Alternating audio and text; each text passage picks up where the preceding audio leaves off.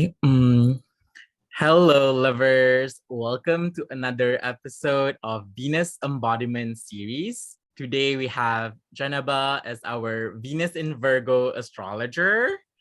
Hi, Djenneba. I am in Hello. Venus year, so I'm embarking on an astrology project to witness the laughter living Venus through the different signs and life experiences of astrologers living with it.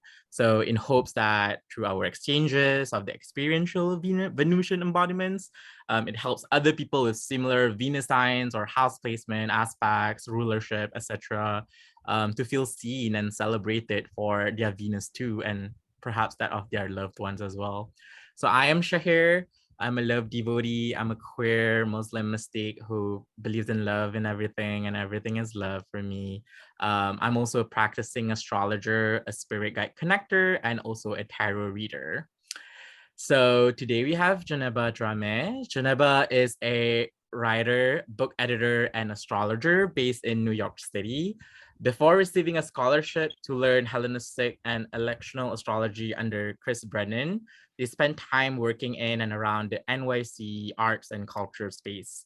Wild for vivid stories and expanding language to translate them, Djenneba is the lead editor of Mercury's Brood, the forthcoming astro literary anthology book funded on Kickstarter. Concerned with the ways that popular understandings of astrology can fail or overlook marginalized experience, they apply an intersectional Black, queer, feminist lens to both client work and mundane astrology. Djenneba has contributed writing to the Love Horoscope app, Cusp, BuzzFeed's monthly horoscopes, and is currently working on the Mercury's Brood book while also consulting clients. So, welcome, Djenneba. Oh my God, it is such a Hi. pleasure to have you with us today. How are you Yeah, feeling? I'm good. Thank you for having me. It's very much an honor. Yes. Yes, let's do like our um rising sign and then moon sun and then also Venus sign kind of like introduction. I'll start first. I'm a Sagittarius rising. I have moon in Gemini. I start with my moon just because it's my like Mhm. I have Aries sun with my Venus there as well, Venus in Aries. What about yours? I love that you started with your rising sign, by the way. It's like a pet peeve of mine. Like, if you start with the rising, you can like draw the chart in your head as soon as you hear Exactly. it. So great. I'm a Scorpio rising, allegedly, with a Leo sun, Libra moon, and Venus in Virgo. Venus in Virgo. I love that. Mhm. And that's why you're here today. So my first question for all astrologers actually through this series, I always ask them, yeah, what or like who is Venus to you today? Or at whenever, I'm such a mercurial person, like my definition changes every single time. So it's like whenever and how is your relationship to Venus? Well, you've caught me at a really interesting time. I think Okay. I'm in sort of this reconciliation process with my Venus. Mm-hmm. Um, if you're familiar with 36 Faces or Austin Coppock's work on the decans, Mm-hmm. it's like a really great starting point to understanding difficult placements, I think. Mm-hmm. Uh, but I got a lot of insight looking at Venus and Virgo one, the first decan of Virgo, and realizing how allegiant my Venus is to binary and Mhm, love and sex specifically. mhm, Um, I think that, yeah, it's really hard. For me, Venus and Venus related issues has often come down to uh, dreaming in theory and not mhm, necessarily in practice. So deciding what a goal was, deciding how things need to be in sex and love, as opposed to allowing myself the room to go out freely and figure it out as I go, like prioritizing theory over mhm, practice. mhm, So you've caught me at a time where I'm just reconciling with that and really committing to no longer seeing this part of my life in black and white, no longer like just kind of rejecting this like Madonna horror mhm. binary.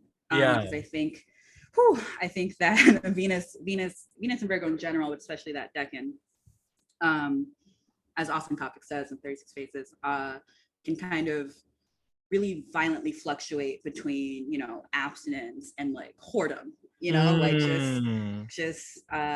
it has to be all one thing or all the other thing. And Yeah. it never works out because committing to one is not, well, for me, it's a different Mhm. for everybody. But for me, committing to one is not sustainable. I Yeah. need the balance, but theoretically it can be hard to incorporate that. So right now, Venus to me is about exploring the world with curiosity, Mhm. and learning through like hands-on, like earthy experience, sensual Yeah. experience, and not just learning through theory. So that's where I'm at. Yeah. Oh my God. I love that. And I feel like, I feel like the mercurial definitely jumped out in that, right? The theory part. And I do feel like it is definitely, it can definitely, for you, it sounds like you are experiencing it, right? It's like, it's kind of like this, because sometimes when we are thinking and reflecting, I feel like Venus and Virgo, like the way you describe it, it's very contemplative. It's like there is a sense of like contemplation, which, Virgo is always very discerning of the thoughts and the application.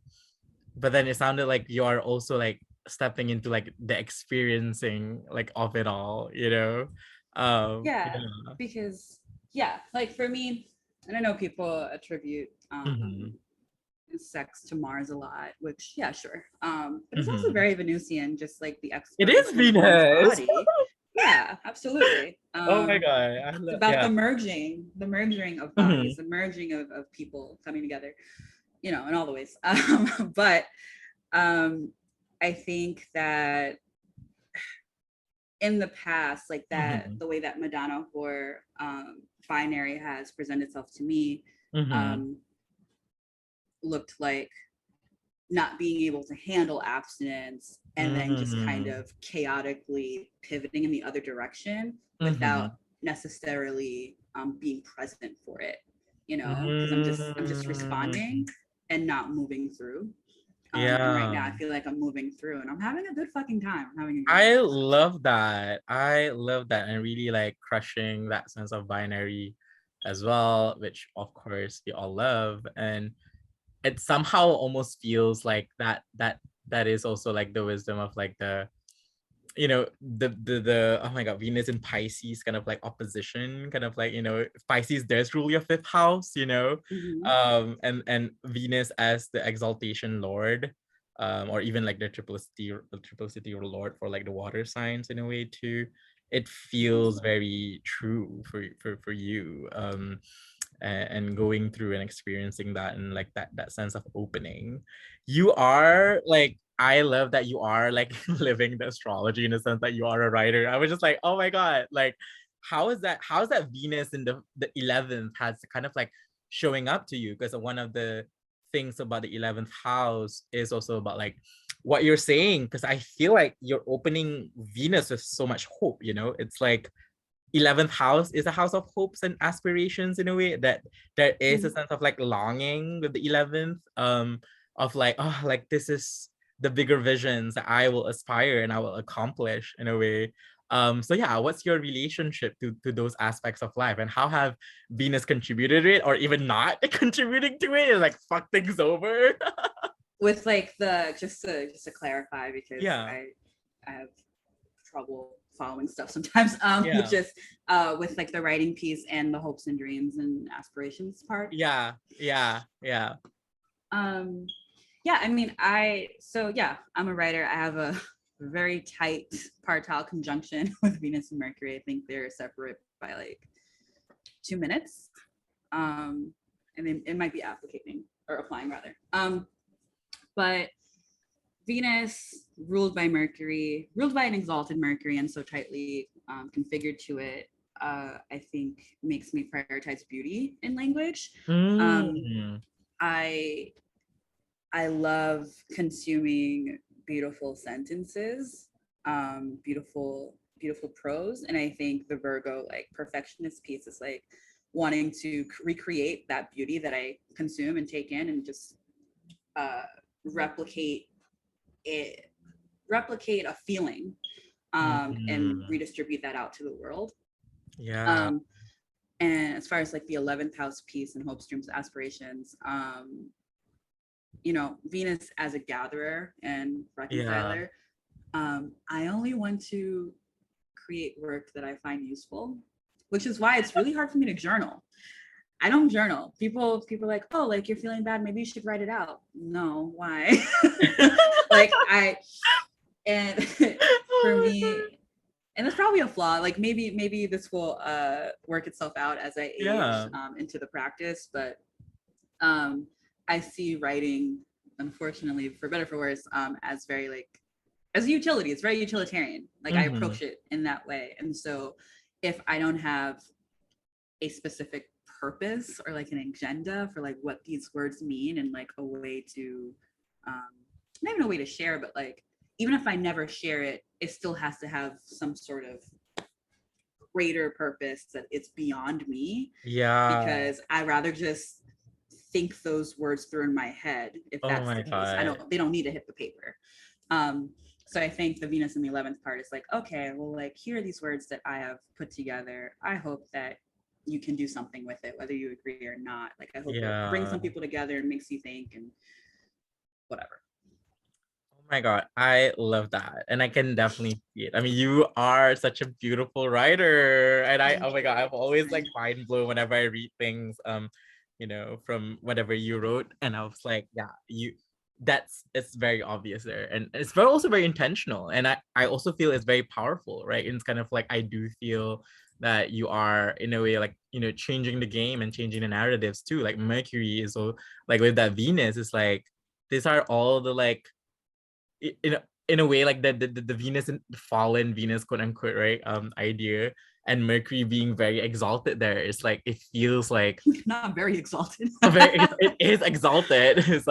It's like a very complex dynamic there. But I feel like Mercury will kind of like speak for even like I'm not gonna speak for like stick with Venus, um, in that sense. And I love that you were talking about like the gatherer and the fact that you are editor and you were like leading the Mercury's Brood project. It seems very like 11th housey kind of Yeah, for thing. It's sure. it's a very on brand. And also I was just like thinking about like the houses that you Venus rules, and Venus rules your 12, and Well, speaking to the kind of like the marginalized in a it way. actually does. Yes. Yeah, and it's literally what that project was about, it is about still, and also rules the 7th, which is relationships. But I feel like it's just the practice itself is kind of just like the our understanding of like relationship Mhm. in this world. And I do feel like you are like, I was like, oh, really love that for you. That Thank you. Mercury, it's like I think that is a gift. I honestly like, I love the 11th house as like, maybe because I just realized that we both have a chart ruler there. I mean, you have Mars in Virgo, right? And mine is more Jupiter in Libra. And so I was like, Congratulations. it's like, oh my God, everything is relationship for me. It's just like Mhm. too obsessed with it sometimes. But then also community building, and I feel like 11th house is like, you do have like a sense of like communal presence, and whenever I first met you too. So yeah, I feel that very strongly with that Venus. And I love your point on the utility of things, because that's so true, right? It's like, why would you want to write something? Like It's just- I get the function. And I encourage other people to journal often. It just doesn't appeal to me, you know? So Oh my God, I love that. I wonder if there's something like astrology there to kind of like code that. But yeah, that seems a very it's just a preferential kind of mhm. thing. Um, Probably also stubbornness too, I'd imagine. oh my God, oh my God. Oh, maybe it's also like, I was just thinking about, because for me journaling seems mercurial, but like it actually seems more moon, like It's lunar. very lunar. And It's very yeah, lunar. with my moon in the 12th, I like to stew in my vulnerability. Yeah. And again, like even putting that vulnerability on a page, even if it's not being disseminated, it still feels public in a way because it's being recorded Yeah. outside of my body. And I think my moon Yeah. likes to keep things really close to the chest, as close as possible, which is to say within Yeah. my brain. That's true. And like I know like the your moon is being ruled by Venus, but you know, sometimes I have this kind of like, you know, theory, but like, you know, whenever a planet doesn't see their ruler, they're pretty lost. And I mean and there's not like, for me it's not a problem to be in that like, you know, kind of like quote unquote lost kind of like space. Um but they'll figure it out on their own in a way. So I wonder whether there's any that lunar, like, you know, the body experience.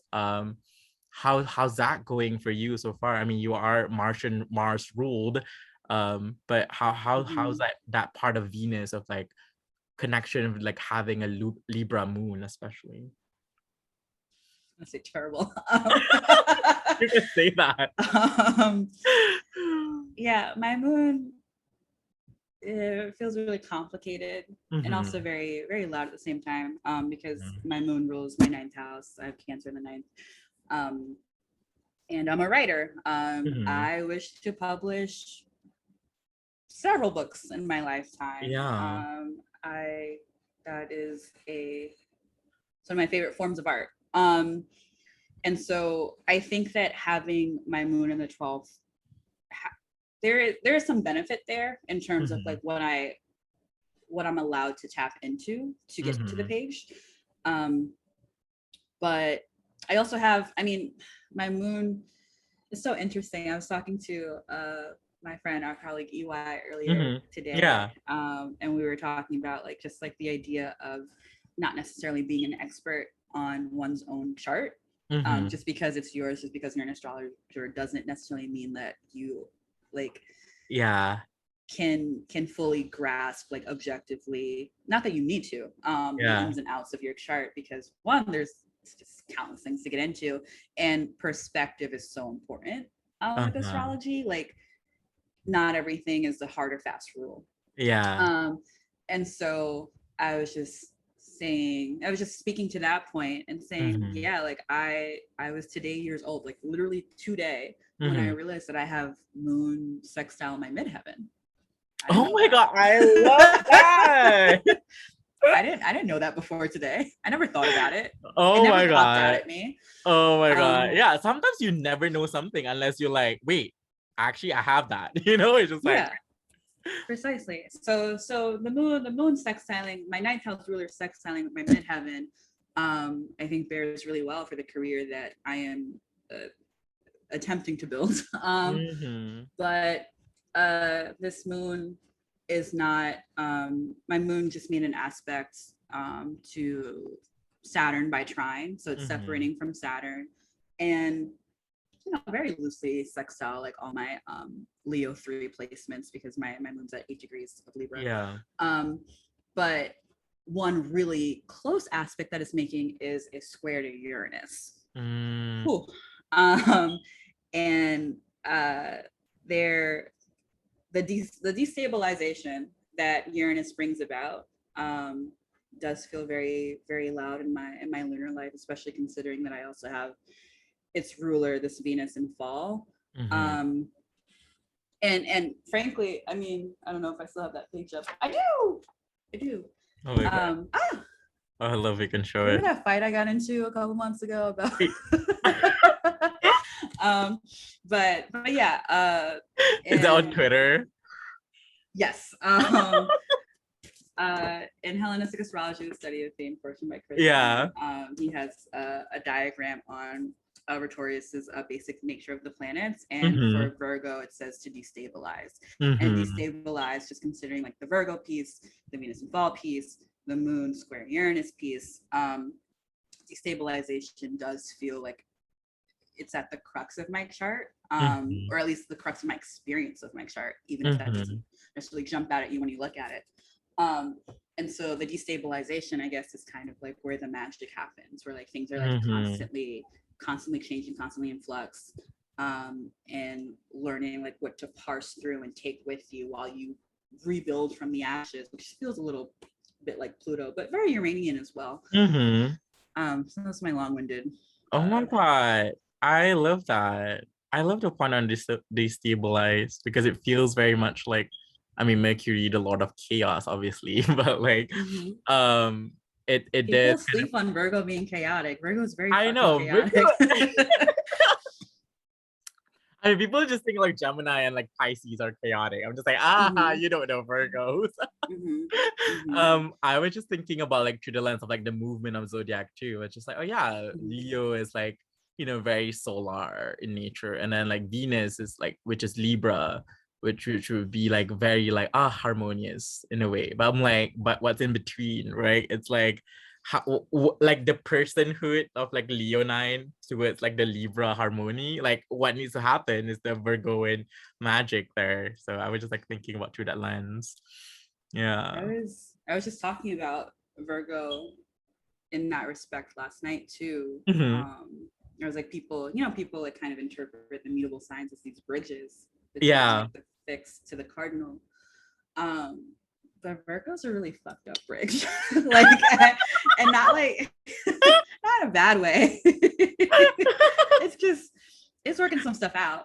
And I think at least my experience with Virgo 1 specifically, which is where Mercury Venus are for me, and thinking about like that mercurial binary, which is something that evolves from theory, thinking that you have authority on things that you have not yet experienced, and declaring it as so, and then living your life as though that is the case, and then falling on your ass when you realize that it's not.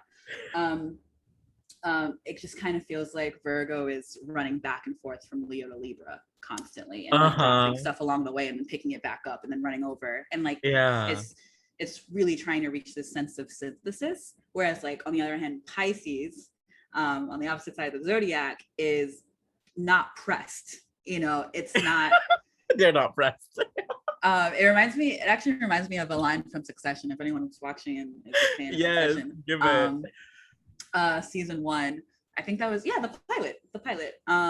Connor, the eldest, is not really like in the family mix like that. His 3 younger siblings are like vying and fighting for all this power, and he's like, I have a different mom.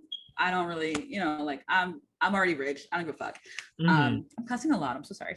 It's fine. This is a pro. Great. But he says something to the effect of, listen, I'll sign the contract. If you want me to sign the contract, I'll rip it up. If you want me to rip it up, I'll leave it up to you. I'm water, I flow. And like that line, I'm water, I flow, that's Pisces. Pisces is like, it's not my job to run back and forth and carry all this information. The information is already with me because I exist. And Virgo is trying really hard to actively synthesize. But in that active attempt, it's hard to, I don't know, it's hard not to favor one thing over the other. Really especially like when we're talking about Venus and like the emotional and relational component, because that's no longer an internal experience, but like how you relate to the world. So it can be really complicated, but very fulfilling because, it is an adversity, right? It is an adversity, not the worst of them by far, but it's an adversity that really pushes you to try harder, to be whole. If you allow yourself to get there, if you allow yourself kind self-critique, to get to the place where I think I am now. And it may turn out that in a month from now, I'll be like, I had it wrong in September. I don't know. But I'm trying to move through it. Oh my God, I love the word, trying. And like you were like alluding to like, attempting. And I feel like trying is such a Virgoan kind of like quality. Like they will always be devoted to like, all right, like, how can we like, at least like try this, or like, and I feel that is almost, and I love that you're pointing out to it's like to feel whole in a way too, because I do feel like Mercury's role. I'm talking about like the Mercury's role in like whatever the planetary things. It's like it's always the idea of like Mercury is like in service to the sun, right? It's always like this going back and forth and that kind of like activity, which is, and I feel like part of that exaltation. Sorry, it just Yeah, go sorry, it ahead. just like a thought just popped Go up ahead. in my head when you said Yeah. that. The line was, "Is this about me or is this about us? Is this about me, Solar, or is this about us, Yeah. Libra?" Like Oh my Venus, God. rather. And it can be Yeah. really confusing trying to figure out where to draw the line, and Mm-hmm. which a lot of people like can easily subscribe to being like a Libran issue, but it does feel very Virgo, and especially when we think about Virgo through service, right? Like, Yes. anyway, I could go on forever about that. What were you saying? Sorry. No, oh no, I was just trying to connect that. I think we can Mhm. jump into the service part idea. No, I was just like trying to like Yeah. having, I feel like that mercurial nature of like, is it me? Is it about me? Is it about me, the Mercury, or is it about for the others that I have to be doing this information gathering and also like giving, you know, synthesizing, doing, applying in a different way, etc. Yeah. Yeah. Yeah. I had a thought. I want to see if it will come back. Yeah. Oh yeah. Well, yeah, it comes back to, I think, Virgo, like just how I was talking about writing as a utility. Mm-hmm. Virgo sees many things, most things even, as utilities. And at least my experience of Virgo. Yeah. And you know, if I can't find a utility for this, is it worth my time? And Mm-hmm. if I do not feel useful, what does that say about me? And that's where we get caught Mm-hmm. up with Venus and Virgo. Yeah. And that's, I think, one of the functions of its fall. Like, what does it Mm-hmm. mean to be useful, and why do I feel like I need to be useful? Mm-hmm. And useful to whom, and Yeah. why, and have they earned Yeah. it? You know, Yeah. they're That's the true. questions. Oh, wow. I love that. I really love that reflection. And I was just like thinking of like, I think was it Ari from Saltwater Stars, who talked about like fallen placement as like being closer to Earth, you know, Yeah. and I was just like thinking about that through Venus, like what does it feel like to have Venus like so close and to Earth, and like who is it like for, you know, in service to, like for who? Sometimes it feels Yeah. like groveling. Sometimes that closeness to Earth, that fall, sometimes it feels Yeah. like groveling. Like, that's like my personal Uh-huh. vulnerable, hyper recent Yeah. experience. Yeah. Oh my God.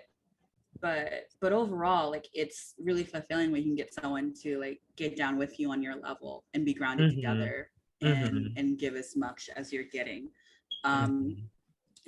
I think with Venus and Virgo, it can root. I don't want to dwell on the negative. I think it's prevalent on my mind because I'm coming out of a lot of the negative aspects of that. Mm-hmm. But Yeah. even that, like, I don't, conceptually, I don't think of it as like negative. They're just Mm-hmm. aspects that did not do well for me, did not treat me well in the long Mm-hmm. run. But Mm-hmm. well, I forgot. Um, back down to earth. I lost my train of thought. I'm so sorry. No, it's all good. It's all good. I was just like wanted to say something too, and then I forgot about it. Um, how's it like? I was just like wanted to look at your Venus and Mars. It's like I feel like Mars is Mhm. also. How do you feel like that Mars and Virgo? I mean, they're co-present. Are they conjunct? I don't think so, right? Oh, they're in the same house, but they're worlds away. Okay. Um, Okay. my Mars is an island unto itself. Um, it's not making any aspects to the 7 traditional planets. Uh-huh. The only aspects it's making is to, I have a tight sextile to Pluto Okay. in a degree, Okay. Okay. and then trines to, Neptune and Uranus. But Hmm. I mean, I think that my Mars forces me to lean into my Venus. Mm. As my ascendant ruler, my out of sex malefic being in this the social house, this house of community.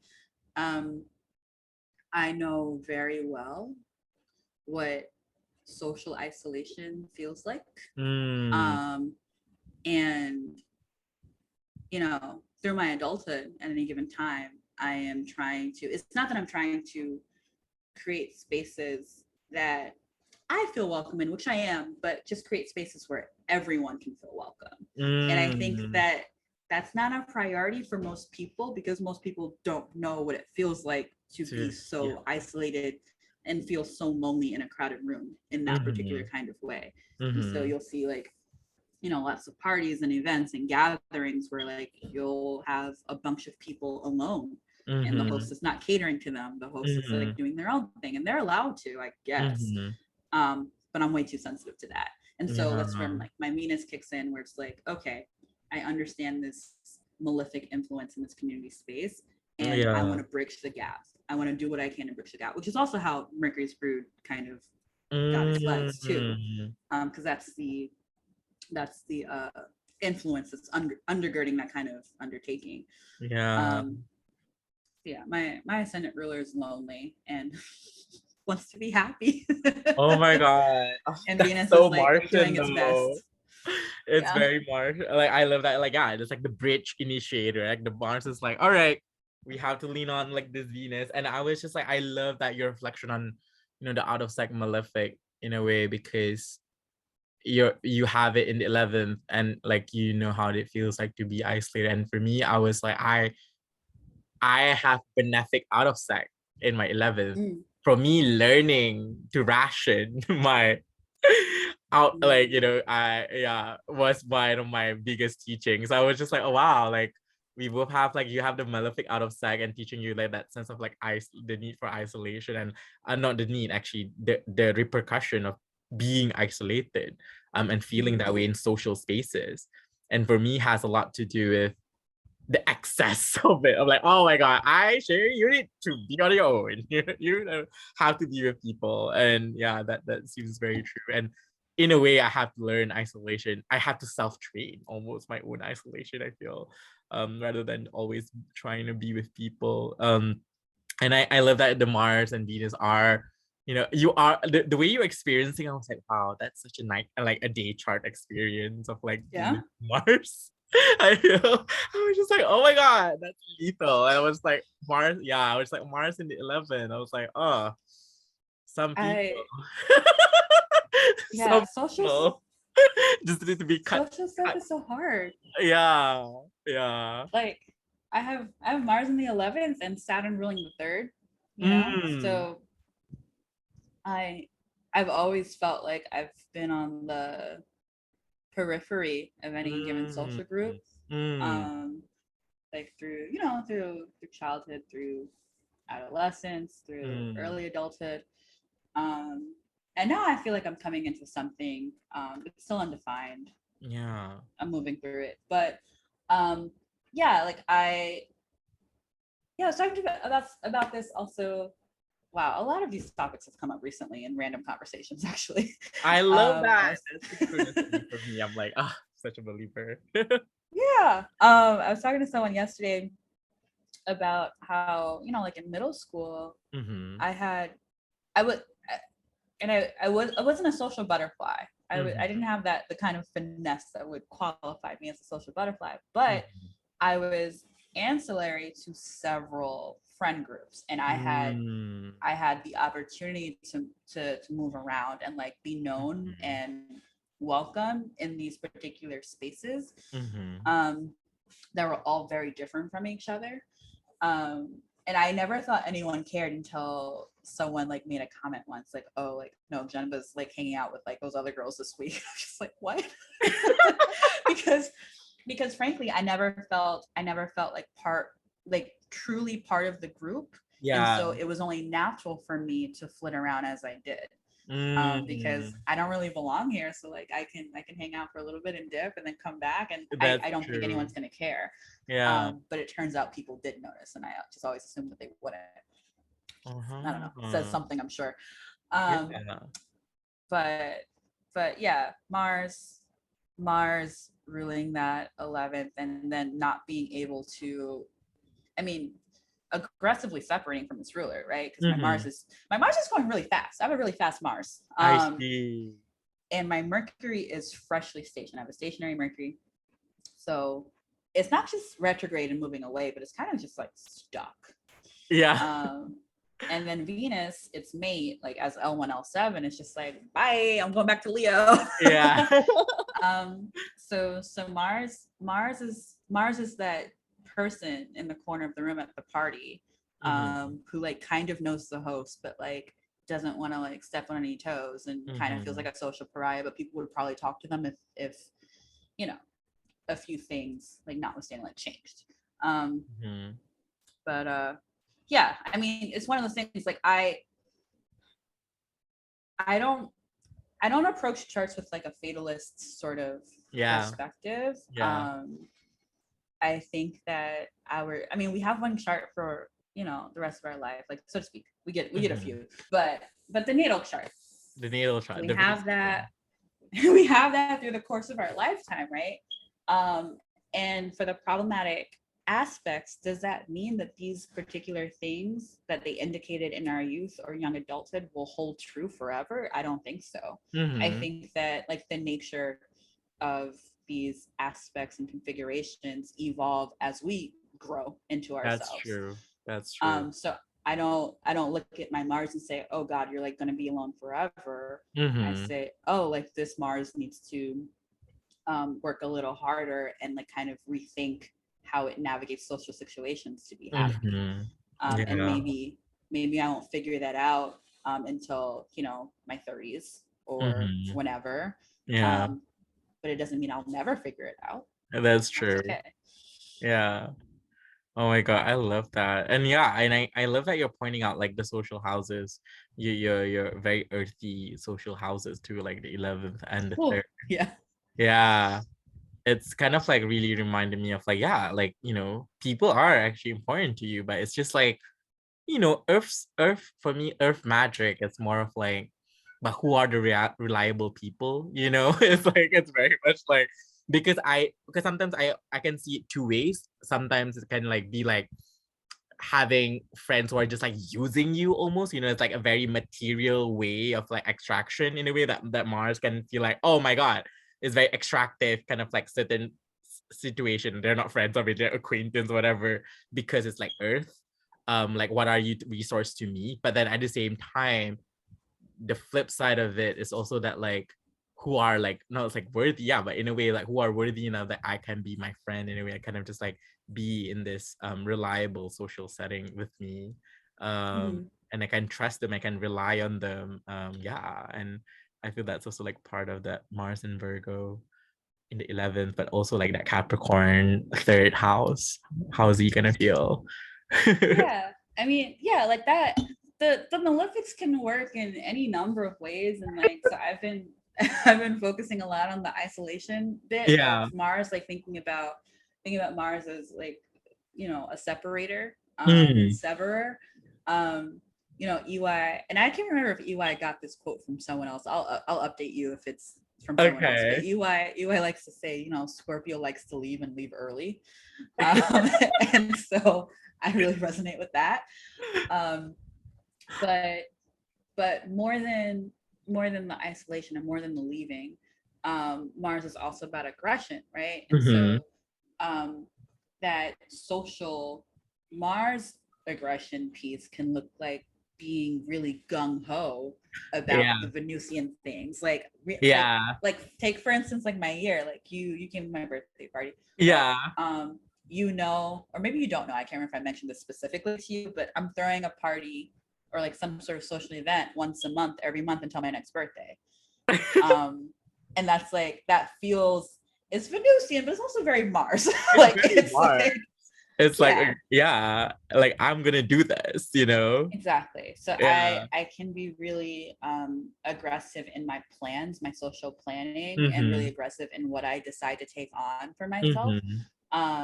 To my benefit and my chagrin, sometimes at separate times, sometimes at the same time. But it's who I am, and I'm okay with that.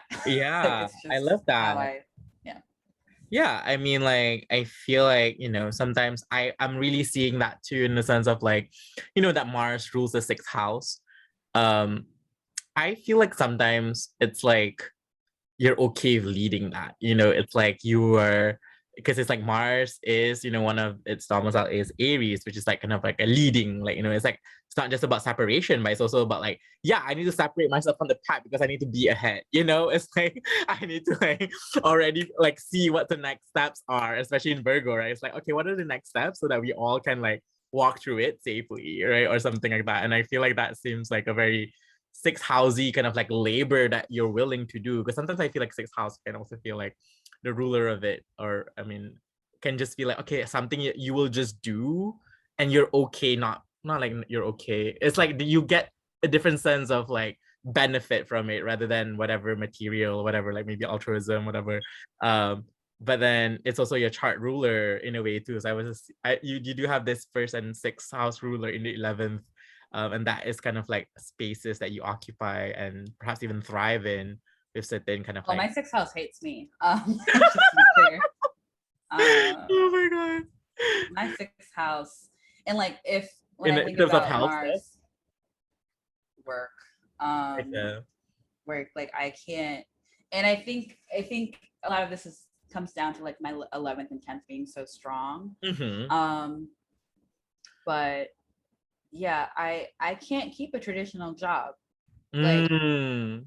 I'm good at a lot of things, but like I lose traditional jobs so fast. Like I cannot hold on to them. For a myriad of reasons. But like wow. Just wow. Oh my And god. It's just like the I Mars keeps on like cutting it off, is it? You're like, no, bye. yeah, and like the Yeah. sextile of Pluto really just feels like, oh, I you would hope that it would be kinder in terms of like how I Mm-hmm. relate to like authoritative figures in the Mm-hmm. workplace. But I'm often, and like Mars is overcoming Pluto too, but um, I'm often bullied by like authority figures in the workplace. Wow. And it always makes me say, fuck it. Like I have no reason to be here. Yeah. I have a strong 10th and 11th. Like I can strike it out on my own. Yeah. Um, but I also don't want to at the same time, because being your own boss fucking sucks. Like it's Yeah. really cool and also sucks. Like That's true. because discipline in lieu of motivation. You either have it or you don't. And like I've never really been able to cultivate it. Mm-hmm.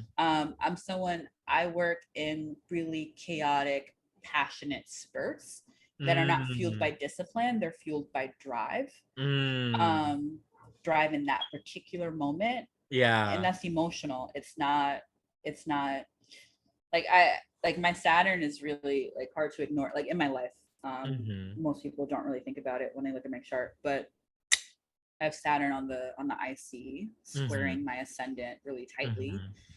Mm-hmm. Um, and the Saturn stuff is really like, it's like external influences. Like Mm-hmm. I grew up with my grandmother. My grandmother is Saturn incarnate, so like Saturn Oh in the my IC like god. makes sense.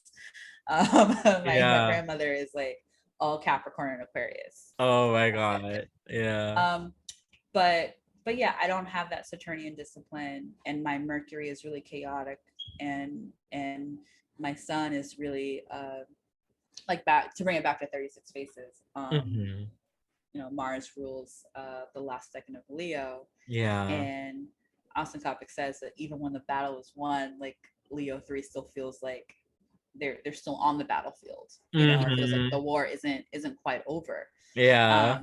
And so even when I make really amazing strides and really amazing accomplishments, it's hard for me to make the wise choices in moving Mm-hmm. forward, because I still feel like I'm struggling, even though Mm-hmm. I'm not necessarily. Yeah. So yeah, and these are just because these are like how I'm inclined to interact with the world, doesn't mean that this is what I am to deal with Mm-hmm. indefinitely. But it does take a lot of work to overcome that, overcome these like Mm-hmm. perspectives and ways of working that clearly haven't worked out yet, Mm-hmm. but are just so natural to me that it's hard to give up. Yeah. Oh my God. I Wow. feel like I ranted a little bit, but hopefully that No, made it's sense. fine. I was just like looking at it, I was like, wow, like that Virgo is really averse to like the Saturnian stuff too in a way because you were talking about like discipline and stuff like that. I'm like, wow, and like that burst of energy. I'm like, yeah, that Virgo has its own agenda. Like Yeah. Mercury Yes. has their own agenda for half of your chart, but then like you also have very domicile Sun and Saturn, which is like, oh, that's a different story. Almost like a double life. Kind of like perpetual double life kind of like story here. Yeah. Oh my God. I don't Yeah. mind I don't mind listing my placements. I just don't Mhm. want the chart. Yeah, no, But no, makes sense. to Makes sense. to clarify for people listening, if you care, um, you know, They should. Mercury, Mars, Mercury, Mars, and Venus, all in Virgo, Yeah. Sun and Jupiter in Leo, Saturn in Aquarius, Moon in Libra. That's everything, right? Yeah, that's everything. Yeah. Traditionals. Traditional. Um, so yeah, that I really I do regret, not that I could change it, but I do regret. I think that's a poor choice of words. I regret that my Saturn cannot see everything happening in Virgo, because I Mm-hmm. do think that I I hesitate to say I would have an easier go of it, but Mm-hmm.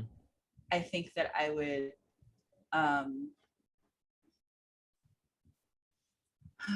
it's not that it would be less chaotic, but I would be able to adapt to methods more easily, I think. Mm. If Yeah. not that I want Saturn and Capricorn, I'm not saying Is that that. I what I don't think wish? that I do. But Like yeah. Saturn ruling the third is enough. I don't need her in the third.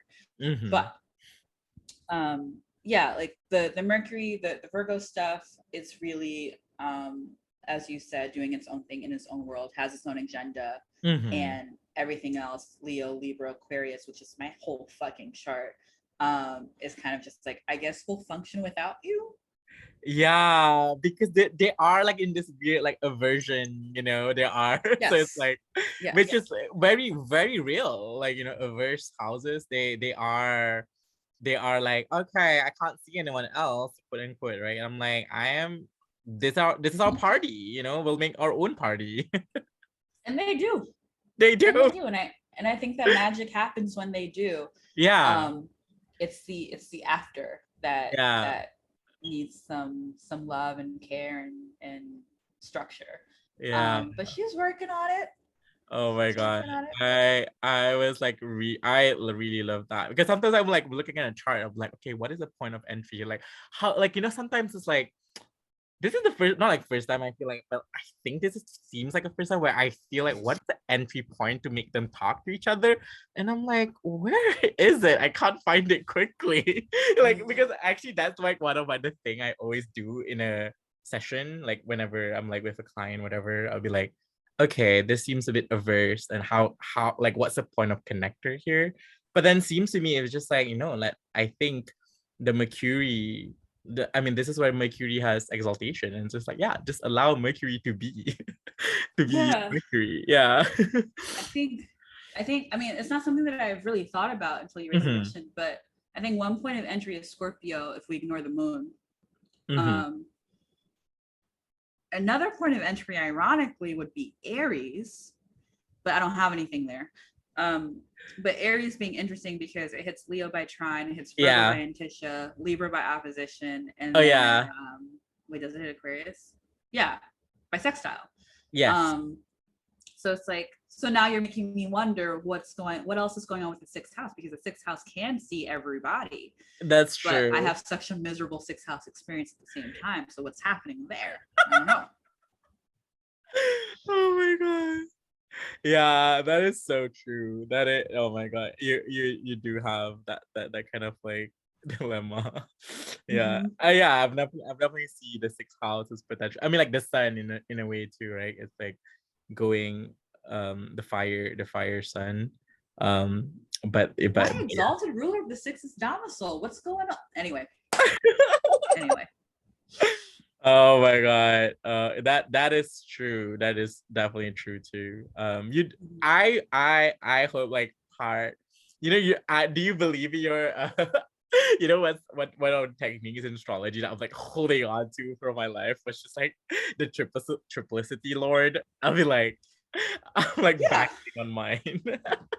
I love that. I love that Venus is her own triplicity lord in Virgo, because it's like she has rulership there by day, and I have a day chart. So I love that for her. I Yeah. really do. Yeah. This has that. It's when you first get into it, well, I should speak for myself, but me and like a lot of other people I know, when you first get into astrology, especially traditional astrology, where things can get very bleak, or even pop astrology, where things can become very fear-mongery. Yeah. One and the same but different. It can be hard to like love certain placements because everyone's telling you that that particular thing is doomed, and no one likes you, and all this stuff. And so when I think when I first found out that Venus was in fallen Virgo, I was very uncomfortable with that, because I already had my own Venusian issues that of course I didn't ascribe to as Venusian, but just by my nature of theme. I knew that I had issues in that part of my life, and to hear that I was involved just sounded so depressing and just limitless poverty of the soul and mind.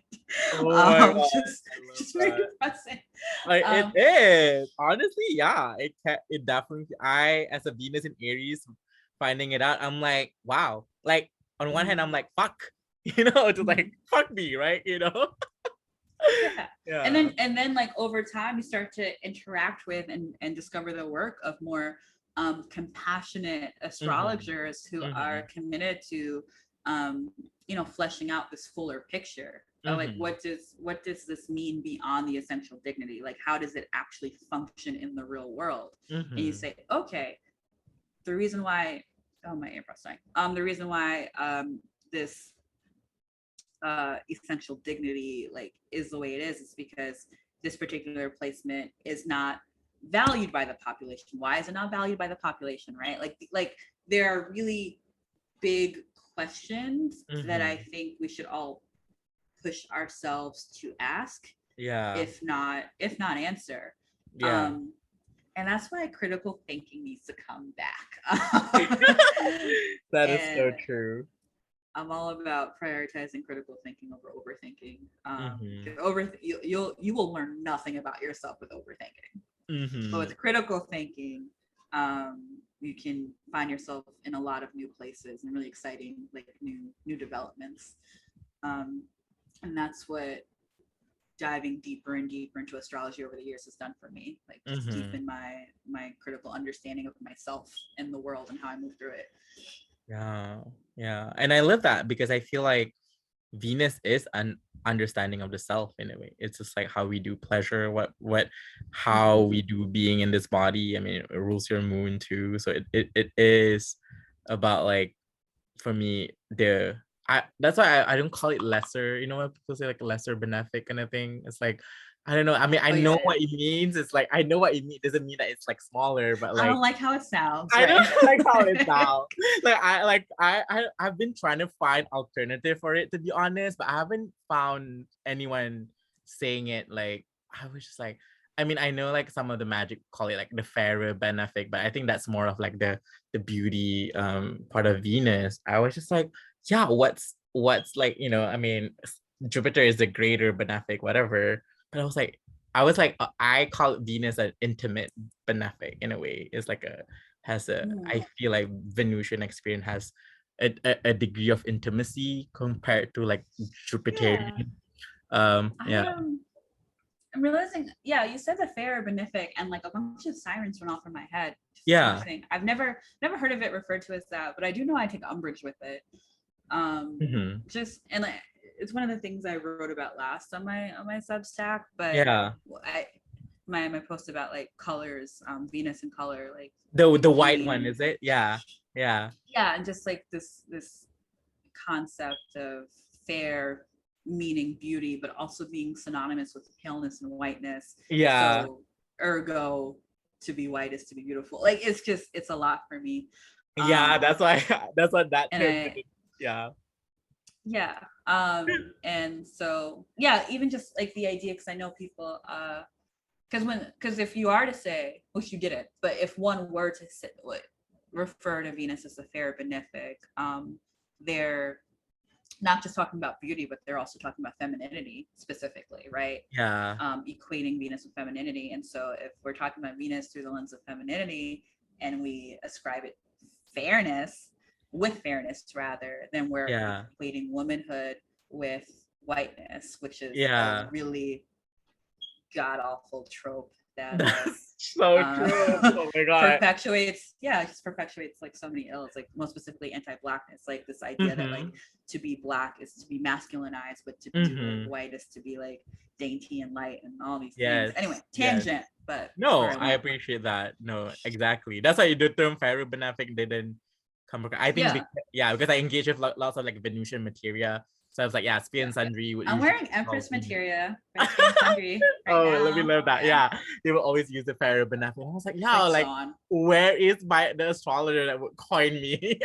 Like, give me Yeah, the yeah. But, I mean, but that's also great, right? The fact that I can't still, pinpoint of like, a replacement for quote unquote the lesser benefic, or even being satisfied with whatever I have yeah, right now. Yeah, I call it more of like the infinite benefic, just because maybe it's also because I do have like Venus conjunct my combust my sun, so it always been of that like a very very internal experience of Venus for me. So yeah, so I call it like a more yeah. intimate kind of benefic. I love that. And I think even Yeah. the act of finding new language to grapple with and understand the planets, or anything in astrology, but specifically the planets, Yeah. that in and of itself is devotional. Like you're cultivating a Yeah. relationship by like finding your own language to understand it and talk Mm-hmm. to it Mm-hmm. literally. So I think that's really fucking beautiful. Oh, I love that. Oh my God. Yeah, astrology is a language for me. It's like so one of the ways you can express yourself beautifully. Mhm. Okay. Any other points that you feel like, oh, your Venus wants to scream about your chart? Any other things that Um, any other uh, mercurial wisdom for that Venus? I mean, obviously, I'm loving our conversation. It just feels very, I mean, obviously, it's kind of funny because when we first started, you were like, okay, my Mercury in Pisces is just like, I'm gonna flow. Then you were saying that your Venus like want to know what's up first. And I'm like, oh yeah, that is the dichotomy, yeah, like the oppositional. But yeah. yeah. I always get nervous with like off the cuff Mm-hmm. conversations, like recorded ones, Uh-huh. because I can talk. But I do Yes, feel you like do. I do feel like my Mercury is most comfortable and at ease, like before a Mm-hmm. thing happens, when it has Mm-hmm. all the information, because I'm a very anxious person. Mm-hmm. And the unknown terrifies me, especially if it's at all like intellectual or academic. Like I want to be fully prepared at all times. But Yeah. conversations like this one, you show up with what you have, you show up with your heart, and like you teach Yeah. from there. Yeah. um and so I was like, fuck it, we'll just talk and see where it goes, and I'm Oh, really thank happy we did you. it. Oh Yeah, yeah, I'm so I don't know that I happy. have a specific thing that I want to Uh-huh. dive into any further. There's nothing Mm-hmm. like pressing on my mind, but I really liked where we went. So Yeah, me too. And I feel like it's very process based, kind of like, it's like my Mercury loves a journey. Like I'm a Mercury person. Like, let's get me on a journey. And like I feel like oh, yeah. I think I have a Venus in Virgo wisdom that I might want Okay, to go ahead. All right. discuss with. Has arrived. Um, you don't have to know everything yet. You don't have to know everything Mm, already. mm, And you are allowed to like discover what you want through trial and error. And just because you're tired doesn't mean you have to give up. mm, Sometimes being tired just means you need to take a rest and try again later.